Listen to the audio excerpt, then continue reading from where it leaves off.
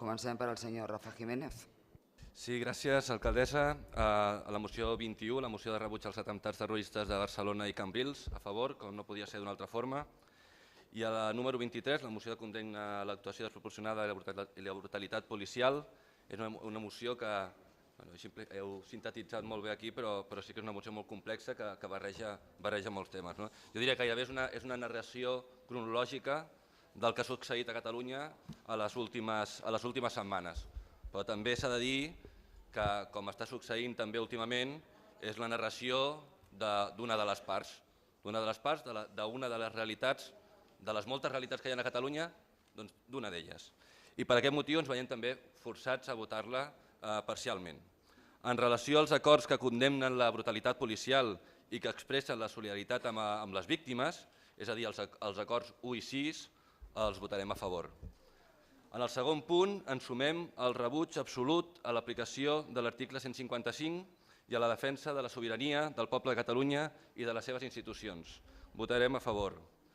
Del tercer punt, demanen vostès la dimissió del president del govern espanyol, però em sobta que en cap moment es faci extensiva aquesta reclamació al president de la Generalitat de Catalunya. Tots dos presidents han demostrat incapacitat total pel diàleg i no han estat, en cap dels dos casos, a l'alçada del seu càrrec. En aquest mateix acord també acusen el govern espanyol de violència d'estat i de vulneració de drets i s'obliden també de la vulneració de drets i del nostre propi Estatut de Catalunya que va exercir el govern de la Generalitat juntament amb els seus socis de la CUP el 6 i 7 de setembre al Parlament de Catalunya. No volem participar i no compartim aquestes lectures partidistes. No ho hem fet mai. Així que votarem en contra d'aquest tercer acord. Sobre el quart acord el votarem a favor. Els representants polítics hem de ser plenament responsables de les nostres declaracions i les declaracions del senyor Casado no es poden tolerar. El cinquè acord el votarem a favor.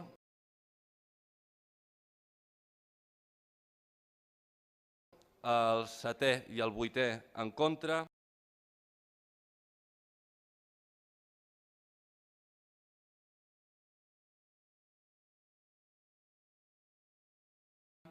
El novè a favor.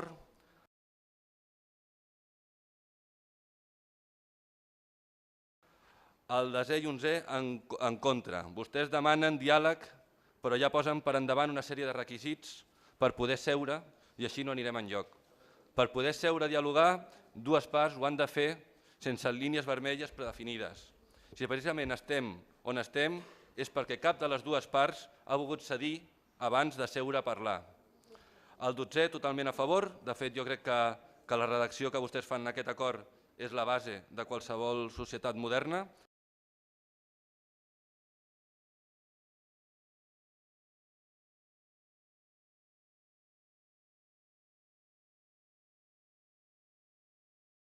I el 13è i 14è en contra. Gràcies. Molt bé, gràcies. Senyora Santón.